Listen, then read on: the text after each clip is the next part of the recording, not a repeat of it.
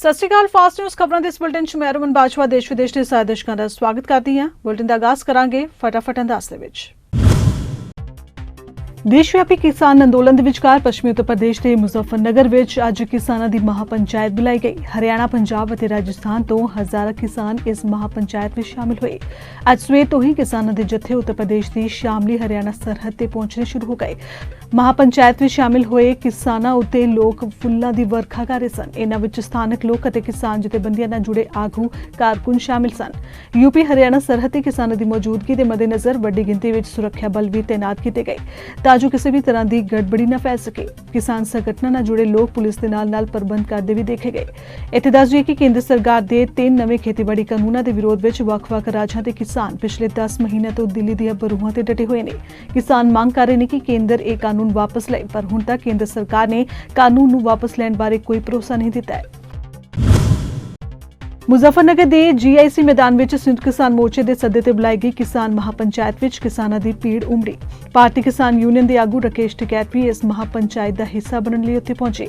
मोदी सरकार ते हमला करते उन्होंने कहा कि जदों तक यह अंदोलन सफल नहीं हुंदा वो कर नहीं परतणगे।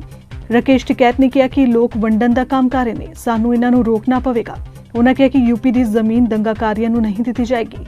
राकेश टिकैत ने कहा कि असीं शहीद होवांगे पर मोर्चा मजबूती नाल खड़ा रहेगा।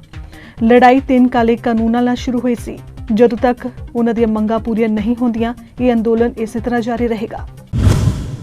पाकिस्तान के बलूचिस्तान प्रांत में अज सवेरे बम धमाका होने की खबर है, जिस विच 3 सुरक्षा मुलाजमां की मौत हो गई जदों कि घट्टो घट्ट 20 लोग जख्मी दसे जा रहे हैं। खबर है कि कवेटा के मास्तूम रोड ते स्थित एक चैक पोस्ट से हमला होया है। बलूचिस्तान काउंटर टेररिज्म डिपार्टमेंट ने इस हमले की पुष्टि की है ते दस्सिया कि इस विच Suhana Khan FC check post नूं निशाने ते लिया गया सी। बुलारे ने दस्सिया कि CTD की टीम घटना वाले स्थान पर पहुंच गई है ते जांच आरंभ दी गई है।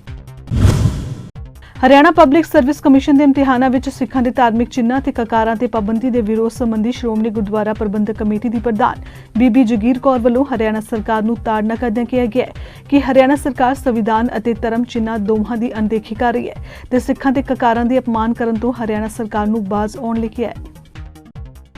हरियाणा गवर्नमेंट वालों 12 सितंबर नूं होण जा रहे HPSC के टैसट पेपर के संबंध में ऐलान किया गया कि सिख बच्चे जड़े है या कोई बच्चा ककार पहन के नहीं आएगा। बाहरले देशों दी सरकारां वालों तो असीं ये गल्लां सुनते सी ते लड़ाइयां लड़के संघर्ष करके सिखां ने इस गल नूं मजबूती दे नाल जारी करवाया कि किते बैन नहीं किया जा सकता।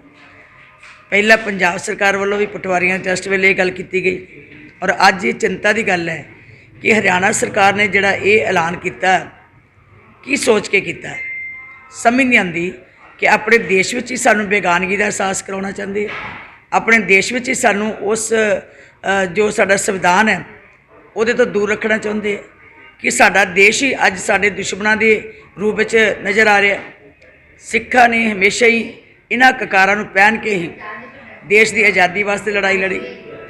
सिखा ने हमेशा इन्हां ककारां की शक्ति नाल ही दुश्मनों के मूँह मोड़े और अज कारण की है कि सरकारां बार बार सिखां नूं जलील करना चाहदियां कि वो अपने ककार उतार के फिर प्रीख्या विच आउण। किहड़ी प्रीख्या? जिस प्रीख्या नूं लैण वास्ते इस संविधान बनाउण लई सिखां दीयां वड्डियां कुर्बानियां होईयां। कि ये सिखां की ये जलालत नहीं कि वो इस गल दे उत्ते सानूं गुलामी दा एहसास कराउण। श्री गुरु तेग बहादुर साहिब जी के 400 साला प्रकाश पुरब और श्री गुरु ग्रंथ साहिब जी के पहले प्रकाश पुरब नूं समर्पित गुजरात सिख फाउंडेशन वालों सिख संगठनां ते संगतां दे सहयोग नाल अहमदाबाद दी गुरुद्वारा गुरु नानक दरबार मणिनगर ते गुरुद्वारा गोबिंद धाम थलतेस विच श्री गुरु ग्रंथ साहिब सत्कार समागम आयोजित किए गए। इन्हां समागमां विच श्रोमणी गुरुद्वारा प्रबंधक कमेटी के प्रधान बीबी जगीर कौर, सीनियर मीत प्रधान सरदार सुरजीत सिंह पिटेवंड मैंबर भाई राम सिंह समेत अहम शख्सियतां ने विशेष तौर पर हाजिरी भरी। समागम दौरान संगतां नाल गुरमत विचारा करदिआं श्रोमणी कमेटी प्रधान बीबी जगीर कौर ने कहा कि गुरु साहिबान ने मनुखता नूं नाम जपण, किरत करन ते वंड के छकण दा उपदेश दिता है। गुरु साहिबान वालों बख्शे ये उपदेश ही सानूं मानवता की सेवा लई प्रेरदे ने। ਆਸਥਾ ਦੇ ਕੇਂਦਰ ਸੱਚਖੰਡ ਸ੍ਰੀ ਹਰਿਮੰਦਰ ਸਾਹਿਬ ਵਿਖੇ ਸਾਹਿਬ ਸ੍ਰੀ ਗੁਰੂ ਗ੍ਰੰਥ ਸਾਹਿਬ ਜੀ ਦੇ ਪਹਿਲੇ ਪ੍ਰਕਾਸ਼ ਪੁਰਬ ਨੂੰ ਸਮਰਪਿਤ ਫੁੱਲਾਂ ਦੀ ਸਜਾਵਟ ਦਾ ਕੰਮ ਸ਼ੁਰੂ ਹੋ ਗਿਆ ਹੈ। ਪਿਛਲੀ ਵਾਰ ਦੀ ਤਰ੍ਹਾਂ ਇਸ ਵਾਰ ਵੀ ਦਿੱਲੀ ਦੇ ਕੇ ਸ਼ਰਮਾ ਏਮਿਲ ਫਾਰਮੇਸੀ ਦੇ ਮਾਲਕ ਵੱਲੋਂ ਇਹ ਸੇਵਾ ਨਿਭਾਈ ਜਾ ਰਹੀ ਹੈ। ਇਸ ਫੁੱਲਾਂ ਦੀ ਸਜਾਵਟ ਵਿੱਚ ਦੇਸ਼ ਵਿਦੇਸ਼ ਦੇ 8 ਟਰੱਕ ਫੁੱਲ ਸਜਾਵਟ ਲਈ ਵਰਤੇ ਜਾਣਗੇ। ਕੋਲਕਾਤਾ, ਦਿੱਲੀ, ਮੁੰਬਈ ਤੋਂ ਵਿਸ਼ੇਸ਼ ਤੌਰ ਤੇ ਪਹੁੰਚੇ 300 ਕਾਰੀਗਰ ਪਹੁੰਚ ਚੁੱਕੇ ਨੇ, ਜੋ ਦਿਨ ਰਾਤ ਇਸ ਕੰਮ ਨੂੰ 6 ਸਤੰਬਰ ਦੀ ਰਾਤ ਤੱਕ ਫੁੱਲਾਂ ਦੀ ਸਜਾਵਟ ਨੂੰ ਮੁਕੰਮਲ ਕਰਨਗੇ। ਤਕਰੀਬਨ 1.25 ਕਰੋੜ ਦੀ ਲਾਗਤ ਨਾਲ ਸੱਚਖੰਡ ਸ੍ਰੀ ਹਰਿਮੰਦਰ ਸਾਹਿਬ ਦਾ ਕੋਨਾ-ਕੋਨਾ ਫੁੱਲਾਂ ਨਾਲ ਸਜਾਇਆ ਜਾਏਗਾ।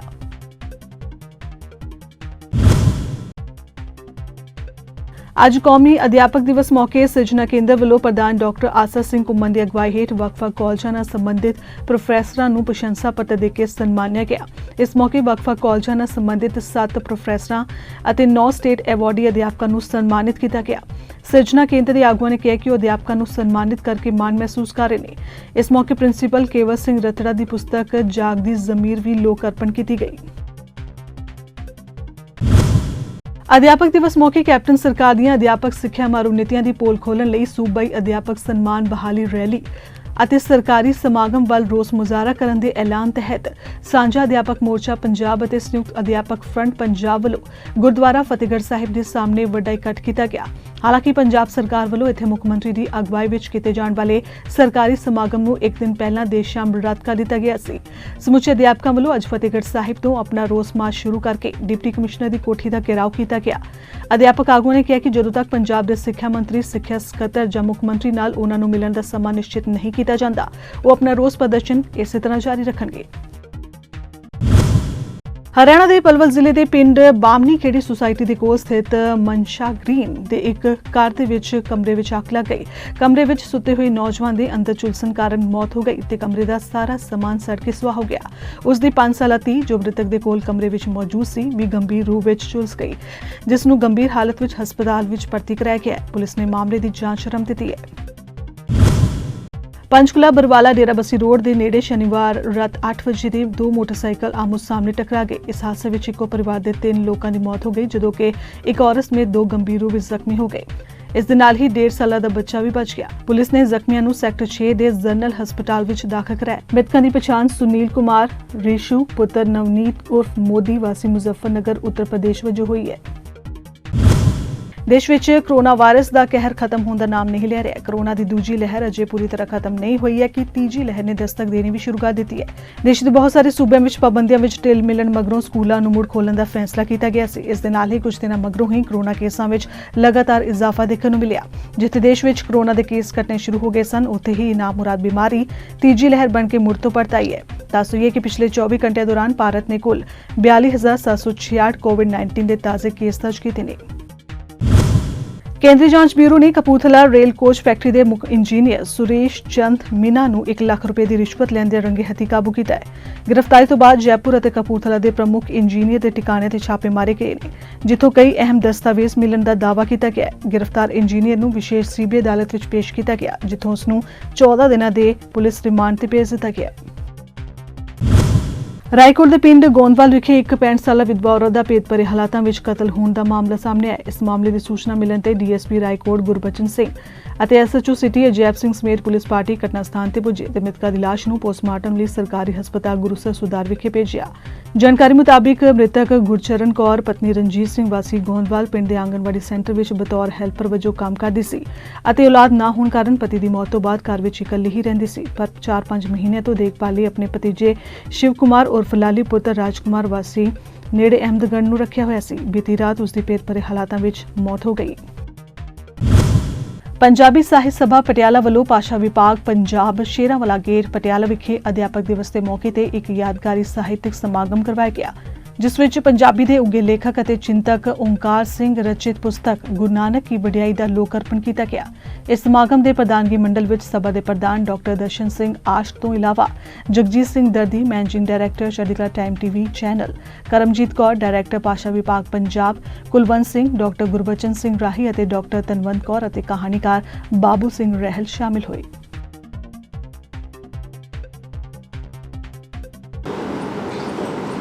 गुरु नानक की वडियाई ਨੂੰ ਪੜ੍ਹਨ ਲਈ, ਸੁਣਨ ਲਈ ਜਿੰਨੇ ਵੀ ਤੁਸੀਂ ਚੰਗੀ ਕਿਸਮਤ ਵਾਲੇ ਵਿਦਵਾਨ ਅੱਜ ਇਸ ਹਾਲ ਵਿੱਚ ਬੈਠੇ ਹੋ, ਮੈਂ ਸਾਰਿਆਂ ਨੂੰ ਵਧਾਈ ਦੇ ਕੇ ਫਤਿਹ ਅਰਜ਼ ਕਰਦਾ ਹਾਂ। ਵਾਹਿਗੁਰੂ ਜੀ ਕਾ ਖਾਲਸਾ, ਵਾਹਿਗੁਰੂ ਜੀ ਕੀ ਫਤਿਹ। ਇਸ ਆਡੀਟੋਰੀਅਮ ਵਿੱਚ ਖੱਬੇ ਹੱਥ ਉੱਤੇ ਗੁਰਬਾਣੀ ਦੀ ਸ੍ਰੀ ਰਾਗ ਮਹਿਲਾ ਪਹਿਲਾ ਦੀਆਂ ਪਾਵਨ ਪੰਕਤੀਆਂ ਲਿਖੀਆਂ ਹਨ। ਪਾਓ ਕਲਮ ਕਰ ਚਿੱਤ ਲਿਖਾਰੀ, ਗੁਰ ਪੁੱਛ ਲਿਖ ਵਿਚਾਰ, ਲਿਖ ਨਾਮ ਸਲਾਹ ਲਿਖ, ਲਿਖ ਅੰਤਰ ਪਾਰਾਵਾਰ।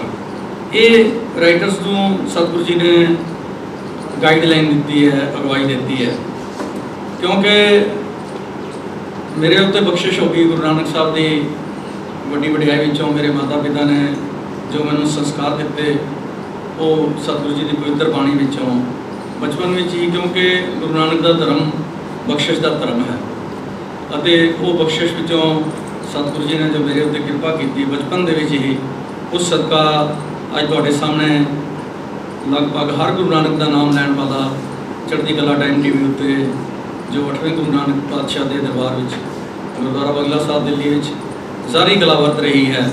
ਤਕਰੀਬਨ ਪਿਛਲੇ 15 ਸਾਲ ਤੋਂ ਸਾਰੇ ਸੰਸਾਰ ਵਿੱਚ ਲੋਕ ਆਪਣੇ ਘਰਾਂ ਵਿੱਚ ਦੇਖ ਰਹੇ ਹਨ। ਤਾਂ ਸਤਿਗੁਰੂ ਜੀ ਦਾ ਫਰਮਾਨ ਹੈ, ਜਿਸ ਤੋਂ ਬਖਸ਼ੇ ਸਿਫਤ ਸਲਾਹ ਨਾਨਕ ਪਾਤਸ਼ਾਹੀ ਪਾਤਸ਼ਾਹ। तो ਇਹ ਸਾਡਾ ਗੁਰੂ ਕਿੰਨਾ ਵੱਡਾ ਹੈ, ਜਿਸ ਨੇ ਕਲਯੁਗ ਵਿੱਚ ਜੋਤ ਜਗਾਈ।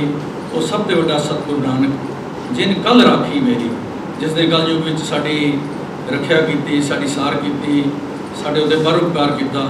ਉਸ ਤੋਂ ਵੱਡਾ ਸੰਸਾਰ 'ਚ ਨਾ ਕੋਈ ਪੁਰਖ ਹੈ, ਨਾ ਕੋਈ ਗੁਰੂ ਹੈ। ਅੱਜ ਜੋ ਤੁਸੀਂ ਬਾਤਾਂ ਪਾਈਆਂ ਹਨ ਗੁਰੂ ਨਾਨਕ ਦੇਵ ਜੀ ਮਹਾਰਾਜ ਦੀ ਵੱਡੀ ਵਡਿਆਈ ਦੀਆਂ, ਉਹਨਾਂ ਨੂੰ ਮੈਂ ਜਦੋਂ ਚੜ੍ਹਦੀ ਕਲਾ ਟਾਈਮ ਟੀਵੀ ਉੱਤੇ ਦੁਨੀਆ ਦੇ ਲੋਕਾਂ ਨੂੰ ਦੱਸਾਂਗਾ ਤਾਂ ਮੇਰਾ ਵਿਸ਼ਵਾਸ ਹੈ ਦੁਨੀਆ ਦਾ ਕੋਈ ਵੀ ਇਨਸਾਨ ਜੋ ਸਤਿਗੁਰੂ ਜੀ ਦੀਆਂ ਇਹਨਾਂ ਬਖਸ਼ਿਸ਼ਾਂ ਨੂੰ, ਇਹਨਾਂ ਵੱਡੀਆਂ ਵਡਿਆਈਆਂ ਨੂੰ ਸੁਣੇਗਾ, ਉਹ ਗੁਰੂ ਨਾਨਕ ਦੇਵ ਜੀ ਮਹਾਰਾਜ ਨੂੰ ਨਮਸਕਾਰ ਪ੍ਰਣਾਮ ਕੀਤੇ ਬਿਨਾਂ ਨਹੀਂ ਰਹਿ ਸਕੇਗਾ ਅਤੇ ਉਸ ਦਾ ਜਨਮ ਸਫਲ ਹੋਏਗਾ। ਇਹਨਾਂ ਸ਼ਬਦਾਂ ਨਾਲ ਮੈਂ ਆਪਣੇ ਵੀਰ ਦਰਸ਼ਨ ਆਸ਼ਕ ਜੀ ਨੂੰ, ਜਿਨ੍ਹਾਂ ਨੇ ਪੰਜਾਬੀ ਸਾਹਿਤ ਸਭਾ ਦਾ ਇਹ ਸੋਹਣਾ ਪ੍ਰੋਗਰਾਮ ਆਯੋਜਿਤ ਕੀਤਾ ਹੈ, ਉਹਨਾਂ ਨੂੰ ਮੁਬਾਰਕ ਦੇਵਾਂਗਾ।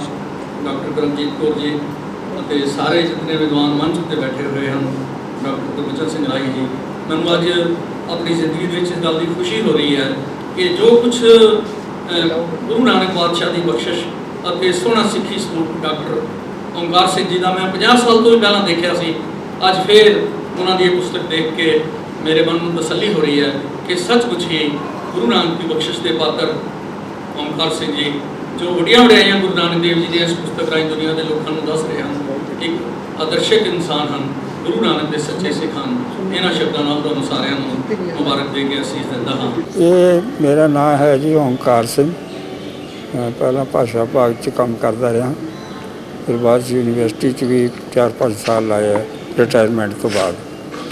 ਅਤੇ ਹੁਣ ਮੈਂ ਇਹ ਕਿਤਾਬ ਛਾਪੀ ਹੈਗੀ 2021 'ਚ, ਇਹਦਾ ਨਾਮ ਹੈ ਗੁਰੂ ਨਾਨਕ ਦੀ ਵਡਿਆਈ। ਇਹਦੇ ਵਿੱਚ 2 ਤੋਂ ਮੈਂ ਆਰਟੀਕਲ ਲਿਖੇ ਨੇ, ਇੱਕ ਗੁਰੂ ਨਾਨਕ ਦੀ ਵਡਿਆਈ 'ਤੇ, ਇੱਕ ਦੂਜਾ ਆਰਟੀਕਲ ਹੈਗਾ ਇੱਕ ਬਾਬਾ ਅਕਾਲ ਰੂਪ। ਉਸ ਤੋਂ ਬਾਅਦ ਮੈਂ ਉਹਨਾਂ ਦੇ ਜਨਮ ਇਤਿਹਾਸ ਨੂੰ ਦਾ ਵਰਣਨ ਕੀਤਾ ਹੈਗਾ, ਅਤੇ ਉਹਦੇ ਵਿੱਚ ਪਹਿਲਾਂ ਨਨਕਾਣਾ ਸਾਹਿਬ ਦੇ ਜੀਵਨ ਦਾ ਵਰਣਨ ਕੀਤਾ, ਫਿਰ ਸੁਲਤਾਨਪੁਰ ਲੋਧੀ 'ਚ ਉਹਨਾਂ ਨੇ 14 ਸਾਲ ਲਾਏ ਆ।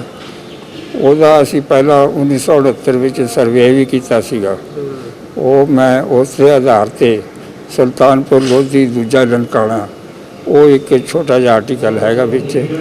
ਉਸ ਤੋਂ ਬਾਅਦ ਗੁਰੂ ਜੀ ਦੇ 4 ਉਦਾਸੀਆਂ ਦਾ ਵਰਣਨ ਹੈਗਾ, ਅਤੇ ਉਸ ਤੋਂ ਬਾਅਦ ਕਰਤਾਰਪੁਰ ਦਾ ਲਾਂਘਾ ਬਣਿਆ ਹੈਗਾ, ਇੱਕ ਆਰਟੀਕਲ ਉਹਦੇ 'ਤੇ ਹੈਗਾ ਕਰਤਾਰਪੁਰ ਲਾਂਘੇ ਦੀ ਮਹੱਤਤਾ। ਉਸ ਤੋਂ ਬਾਅਦ ਮੈਂ ਗੁਰੂ ਜੀ ਦੇ ਜੋ ਡਾਇਰੈਕਟ ਨਿਰਦੇਸ਼ ਕੀਤੇ ਨੇ ਸਿੱਖਾਂ ਨੂੰ ਵੀ ਇਸ ਤਰ੍ਹਾਂ ਤੁਸੀਂ ਕਰਨਾ ਹੈਗਾ, ਉਹ ਮੈਂ ਲਏ ਨੇ। 7 ਨਿਰਦੇਸ਼ ਨੇ ਜੋ ਸਿੱਖਿਆ ਗੁਰੂ ਜੀ ਦੇ ਜੋ ਹੁਕਮ ਕੀਤੇ ਨੇ, ਜਿਸ ਤਰ੍ਹਾਂ ਹੁਕਮ ਰਜਾਈ ਚੱਲਣਾ, ਨਾਨਕ ਲਿਖਿਆ ਨਾਲ, ਜਾਂ ਅੰਮ੍ਰਿਤ ਵੇਲਾ ਸੱਚ ਨਾਉ ਵਡਿਆਈ ਵਿਚਾਰ, ਇਸ ਤਰ੍ਹਾਂ ਦੇ 7 ਛੋਟੇ ਛੋਟੇ ਆਰਟੀਕਲ ਉਹਦੇ 'ਚ ਦਿੱਤੇ ਹੋਏ ਨੇ। ਵਿਧਾਨ ਸਭਾ ਹਲਕਾ ਮੌੜ ਤੋਂ ਟਿਕਟ ਦੀ ਮੰਗ ਕਰ ਰਹੇ ਸਿਕੰਦਰ ਸਿੰਘ ਮਲੂਕਾ ਨੂੰ ਬੀਤੇ ਦਿਨ ਸ਼੍ਰੋਮਣੀ ਅਕਾਲੀ ਦਲ ਦੇ ਪ੍ਰਧਾਨ ਸਰਦਾਰ ਸੁਖਬੀਰ ਸਿੰਘ ਬਾਦਲ ਉਹਨਾਂ ਦੇ ਘਰ ਜਾ ਕੇ ਮਨਾਉਣ ਤੋਂ ਬਾਅਦ ਉਹਨਾਂ ਦੇ ਪੁੱਤਰ ਗੁਰਪ੍ਰੀਤ ਸਿੰਘ ਮਲੂਕਾ ਨੂੰ ਪਾਰਟੀ ਦਾ ਜਨਰਲ ਸਕੱਤਰ ਨਿਯੁਕਤ ਕੀਤਾ ਗਿਆ ਹੈ। ਸ਼੍ਰੋਮਣੀ ਅਕਾਲੀ ਦਲ ਦੇ ਕੌਮੀ ਜਨਰਲ ਸਕੱਤਰ ਨਿਯੁਕਤ ਕੀਤੇ ਗੁਰਪ੍ਰੀਤ ਸਿੰਘ ਮਲੂਕਾ ਅੱਜ ਸ਼ੁਕਰਾਨੇ ਵਜੋਂ ਤਖ਼ਤ ਸ੍ਰੀ ਦਮਦਮਾ ਸਾਹਿਬ ਵਿਖੇ ਨਤਮਸਤਕ ਹੋਏ। ਉਹਨਾਂ ਨਾਲ ਅਕਾਲੀ ਦਲ ਦੀ ਰਾਸ਼ਟਰੀ ਮਾਮਲਿਆਂ ਦੀ ਕਮੇਟੀ ਦੇ ਨਵਨਿਯੁਕਤ ਮੈਂਬਰ ਸਤਨਾਮ ਸਿੰਘ ਪਾਈਰੂਪਾ ਅਤੇ ਇਸਤਰੀ ਅਕਾਲੀ ਦਲ ਦੀ ਨਵਨਿਯੁਕਤ ਮੀਤ ਪ੍ਰਧਾਨ ਬੀਬੀ ਸੁਖਜੀਤ ਕੌਰ ਪੱਠਲ ਵੀ ਸ਼ੁਕਰਾਨੇ ਵਜੋਂ ਨਤਮਸਤਕ ਹੋਏ। ਅੱਜ ਵੱਡੀ ਗਿਣਤੀ 'ਚ ਸਮਰਥਕਾਂ ਨਾਲ ਤਖ਼ਤ ਸਾਹਿਬ ਪੁੱਜੇ ਗੁਰਪ੍ਰੀਤ ਸਿੰਘ ਮਲੂਕਾ ਨੇ ਤਖ਼ਤ ਸਾਹਿਬ ਮੱਥਾ ਟੇਕਣ ਉਪਰੰਤ ਪਹਿਲਾਂ ਸ਼ੁਕਰਾਨੇ ਦੀ ਅਰਦਾਸ ਅਦਾ ਕੀਤੀ। ਉਪਰੰਤ ਤਖ਼ਤ ਸਾਹਿਬ ਪ੍ਰਬੰਧਕਾਂ ਨੇ ਉਹਨਾਂ ਨੂੰ ਸਿਰੋਪਾ ਸਾਹਿਬ ਦੀ ਬਖਸ਼ਿਸ਼ ਕੀਤੀ।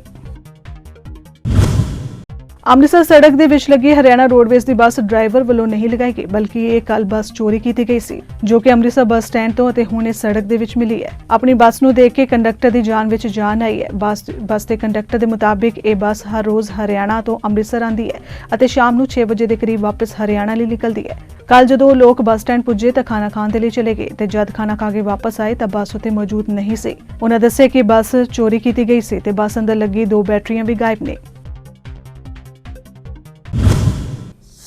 ਤੇ ਬੁਲਟਨ ਦੇ ਅੰਤ ਵਿੱਚ ਇੱਕ ਨਜ਼ਰ ਵੈਦਰ ਰਿਪੋਰਟ ਤੇ।